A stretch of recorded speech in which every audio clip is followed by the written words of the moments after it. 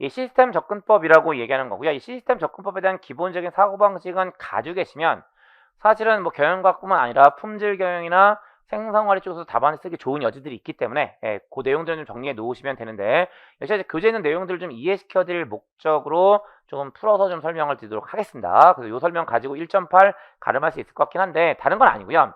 여기서 시스템 접근법 어떠한 의미를 가지고 있다라고 보시면 되냐면, 우리 일상생활 하시면서요. 일상생활 하시면서 그런 표현들을 종종 하시죠. 어떤 표현이냐면, 어떤 대상을 바라볼 때 나무를 볼 것인지 숲을 볼 것인지에 대한 이야기를 하게 되는 거잖아요.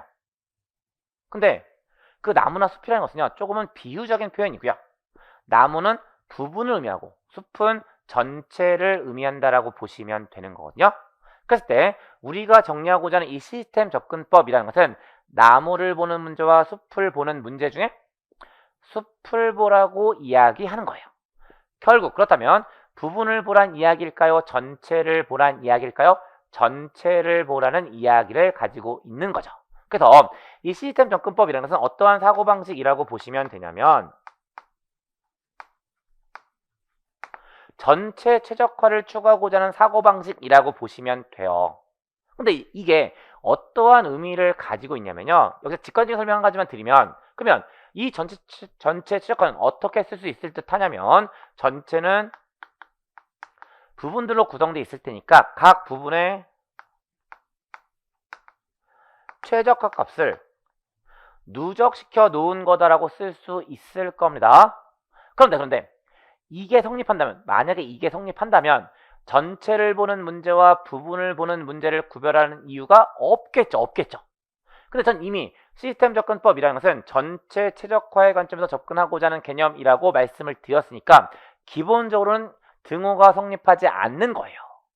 근데 저는 칠판상으로요, 이 등호를 고집할 거예요. 그러면 부등호의 관계를 가지고 있음에도 불구하고 등호를 고집한다는 것은 뭔가 추가적인 처리가 필요할 거예요. 어떻게 하면 될까요? 한쪽에 뭔가를 더해주거나 빼주면 되는데, 저는 어떤 선택을 할 거냐면 이쪽에다 뭔가 더해주는 선택을 하겠습니다. 그러면 뭘 더해줄 거냐는 건데, 이게 가장 핵심적인 내용이라고 보시면 되는데, 시스템 접근법에서 부분을 보지 말고 전체를 보라고 하는 데는 분명한 이유가 있어요. 그리고 그 이유가 바로 뭐냐면, 부분을 보면 보지 못하지만 전체를 보면 볼 수 있는 게 있기 때문이라고 보시면 되는데, 크게 두 가지를 볼 수 있어요. 지금 약간 시각적으로 보시면 전체가 있고요. 그 전체 안에 부분이 있는 거잖아요. 그랬을 때 얘네들로 보면 보지 못하지만 얘네들로 보면 볼 수 있는 게 있다고 말씀드렸습니다.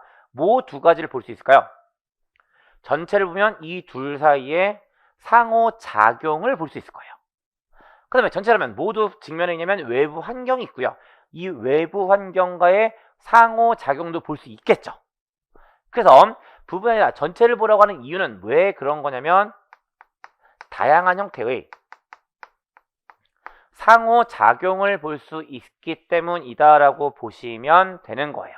그리고 가장 대표적인 상호작용이 부분들 간의 상호작용과 외부 환경과의 상호작용이 있다라고 말씀을 드리게 되는 거고, 그래서 시스템 접근법에서 가장 중요한 개념은 뭐냐면 상호작용 또는 피드백 또는 환경이라고도 표현하게 돼요.